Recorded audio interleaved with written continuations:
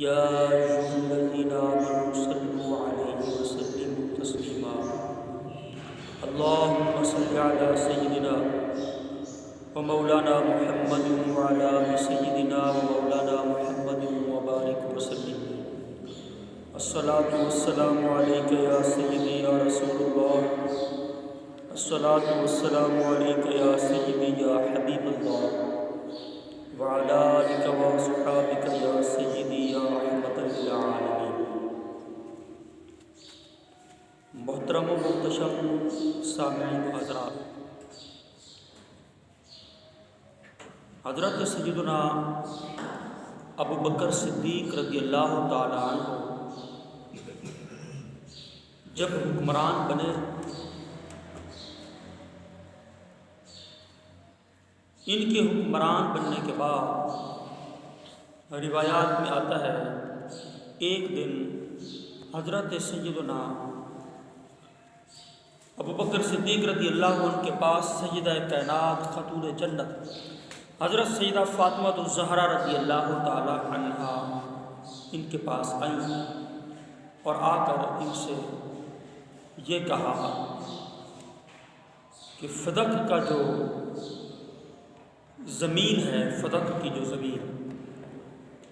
اور قبیلہ بنو نذیر کی جو اموال ہیں، ان میں میرے لیے وراثت جاری کریں۔ حضرت سیدنا ابو بکر صدیق رضی اللہ تعالی عنہ آپ سے سیدہ کائنات نے میراث کا مطالبہ کیا، اپنے والد گرامی رسول اللہ صلی اللہ علیہ وسلم سے ملنے والی جو حصے میں آنے والی ان کی زمین تھی، جائیداد تھی، اس کا مطالبہ کیا۔ تو حضرت سیدنا ابو بکر صدیق رضی اللہ تعالی عنہ نے جواباً انہیں کہا کہ حضور نبی کریم صلی اللہ علیہ وسلم کا فرمان عالی شان ہے، حضور نے فرمایا لا نورث ما ترکنا صدقۃ، ہم انبیاء جو کچھ چھوڑ کر جاتے ہیں، جو کچھ ترکہ ہمارا ہوتا ہے، جو مال چھوڑ کر جاتے ہیں، یہ مال اس کی وراثت جاری نہیں ہوتی، بلکہ یہ مسلمانوں کے لیے صدقہ ہوتا ہے۔ یہ تھی حضور نبی کریم صلی اللہ علیہ وسلم کی ایک حدیث جو حضور صلی اللہ تعالیٰ علیہ وسلم کی صاحبزادی کو سنائی ہے، جس کے بعد روایات میں آتا ہے حضرت سیدہ فاطمہ الزہرا رضی اللہ تعالیٰ عنہا نے جب یہ اس مبارک سن لی تو اس کے بعد آپ نے حلفاً بیان دیا اور کہا کہ میں حلفاً بیان دیتی ہوں کہ میں اپنے مطالبہ واپس لے رہی ہوں اور میں بالکل حضرت ابو بکر صدیق کی ذات پر راضی ہوں۔ اور ادھر سے حضرت سیدنا ابو بکر صدیق رضی اللہ تعالیٰ عنہ نے حلفاً بیان دیا، فرمایا کہ میں حضور کی اتباع میں، رسول اللہ صلی اللہ علیہ وسلم کی پیروی میں، جس طرح حضور علیہ السلام نے اس مال کو خرچ کیا اور جن جن امور میں حضور نے اسے صرف فرمایا ہے، میں بھی انہی امور میں حضور کی اتباع میں اس کو صرف کروں۔ تو حضرت ابو بکر صدیق رضی اللہ تعالی عنہ حضور نبی کریم علیہ السلام کا جو طریقہ کار تھا اس کے مطابق آپ کی ازواج میں، آپ کی اولاد میں اور دیگر رشتہ داروں میں جہاں جہاں حضور خرچ کیا کرتے تھے وہاں انہیں خرچ کرتے تھے۔ خلفائے راشدین 40 چاروں خلفاء کے دور میں اسی طرح ہوتا رہا ہے۔ یہاں ایک سوال پیدا ہوتا ہے کہ حضرت سیدہ فاطمہ الزہرا رضی اللہ تعالی عنہا نے میراث کا مطالبہ کیا کیوں، جبکہ ان کے علم میں تھا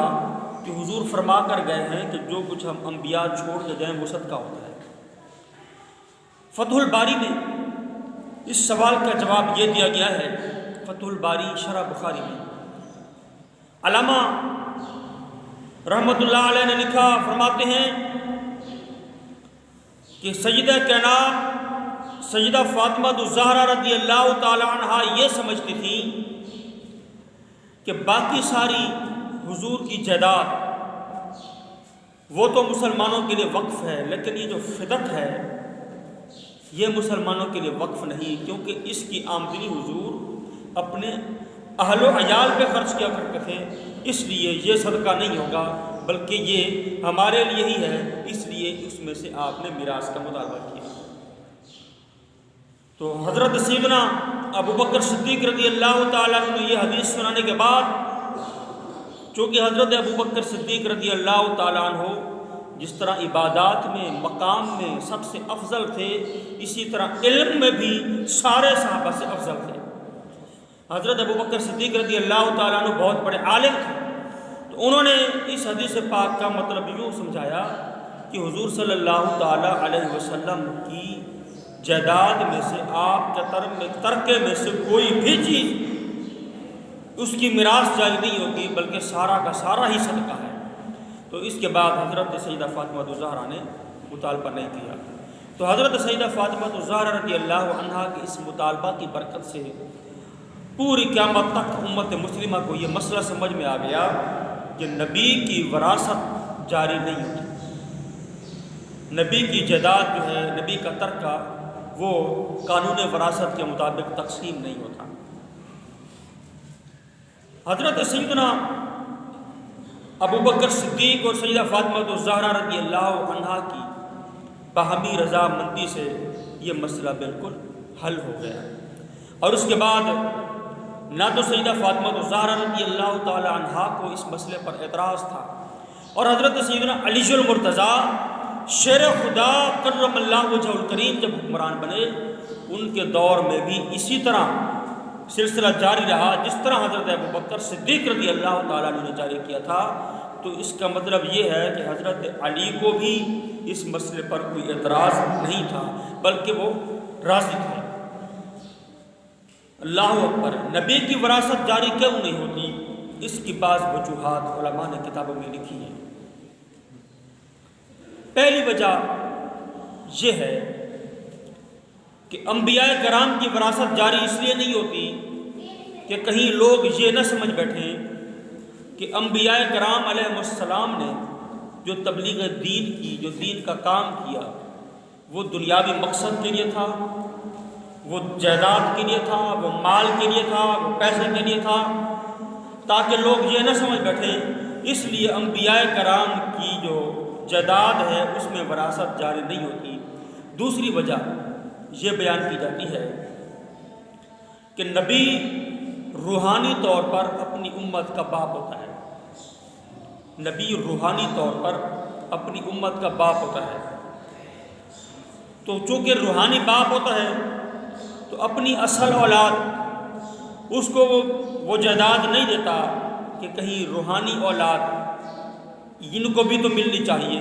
اس لیے سب کے لیے اس کو صدقہ کر دیا جاتا ہے کہ یہ غریبوں کے حصے میں آ جائے۔ تیسری سب سے بڑی وجہ علماء کرام نے یہ لکھی کہ نبی کی وراثت اس لیے جاری نہیں ہوتی کہ نبی اپنی قبروں میں زندہ ہے۔ حدیث پاک میں آتا ہے، رسول اللہ صلی اللہ علیہ وسلم نے ارشاد فرمایا، ان الانبیاء احیاء فی قبورہم، یقیناً انبیاء کرام اپنی قبروں میں زندہ ہیں، اور اپنی قبروں میں زندہ ہیں، وہاں پر انہیں رزق بھی دیا جاتا ہے۔ ایک روایت اس طرح ہے، ابن ماجہ میں ہے، دیگر سیاستہ کی کتب میں بھی یہ حدیث پاک موجود ہے۔ ایک صحابی نے حضور علیہ السلام کی بارگاہ میں عرض کی، یا رسول اللہ، آپ نے فرمایا ہے کہ مجھ پر درود پڑھو، مجھ تک درود پہنچتا ہے۔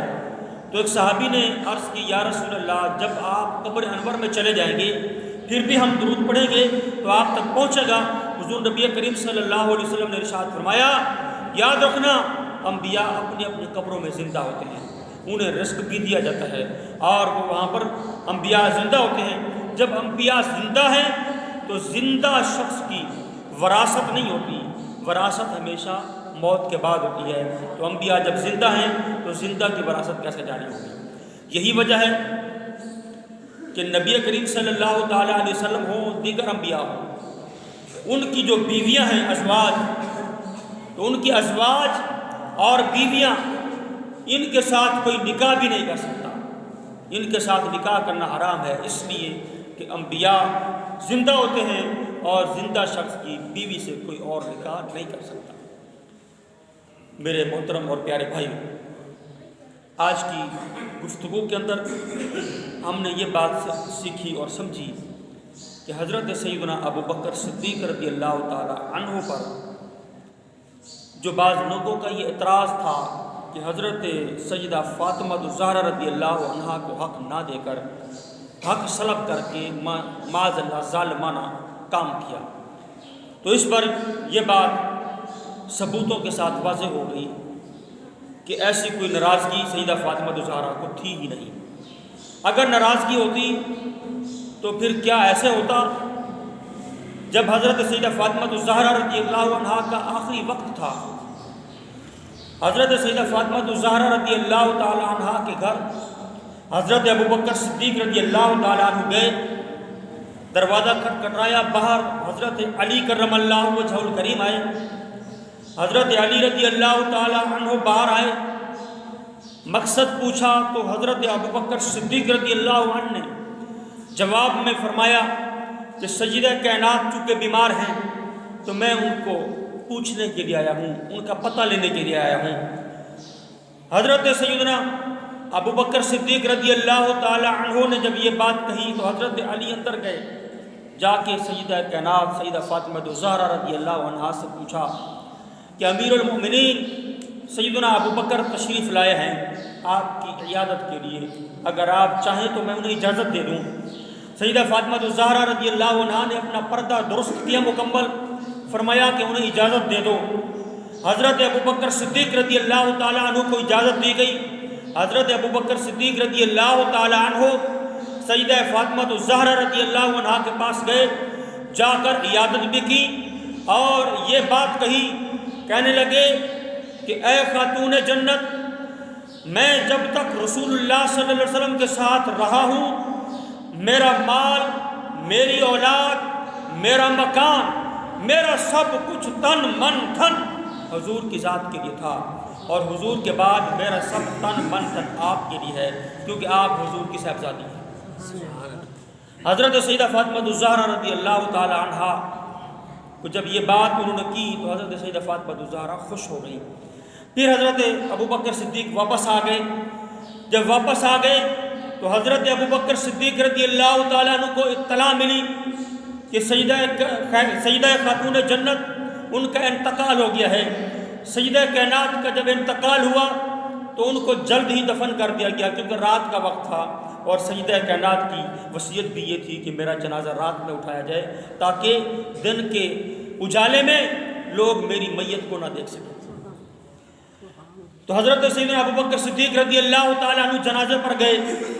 حضرت علی المرتضیٰ شیر خدا نے کہا حضرت ابو بکر صدیق سے کہ آپ آئیں اور جنازہ پڑھائیں۔ حضرت ابو بکر صدیق رضی اللہ تعالیٰ عنہ نے کہا کہ آپ پڑھا دیں، آپ قریبی رشتہ دار ہیں۔ حضرت علی رضی اللہ تعالیٰ عنہ نے جواب میں کہا آپ امیر المؤمنین ہیں، آپ کے ہوتے ہوئے میں آپ کے آگے مصلی پہ کیسے کھڑا ہو سکتا ہوں؟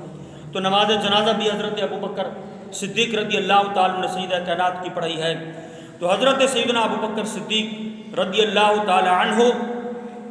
حضرت سیدہ کائنات رضی اللہ تعالیٰ عنہ کا جنازہ بھی پڑھاتے ہیں اور ان کی تدفین کے موقع پر بھی وہاں موجود رہتے ہیں۔ میرے پیارے اور محترم بھائیوں، حضرات صحابہ اور حضرات اہل بیت علیہم رضوان، ان کا آپس میں بڑا محبت والا رشتہ تھا۔ آج کا ایک مسلمان گناہ گار ہے، بے عمل ہے، پھر بھی یہ اہل بیت کے ساتھ محبت اور عقیدت رکھتا ہے۔ آخر وہ صحابہ جن کی تربیت ڈائریکٹ رسول اللہ صلی اللہ علیہ وسلم کی نگاہ میں ہوئی، جنہوں نے فیض مصطفیٰ سے ڈائریکٹ فیض پایا ہے، وہ کس قدر یہ ممکن ہے کہ اہل بیت علیہم رضوان کے خلاف معاذ اللہ ان کے مخالف تھے یا ان سے دشمنی رکھتے تھے، اللہ تبارک و تعالیٰ سے دعا ہے ہمیں عمل کرنے کی توفیق عطا فرمائے، آمین بجاہ النبی الامین۔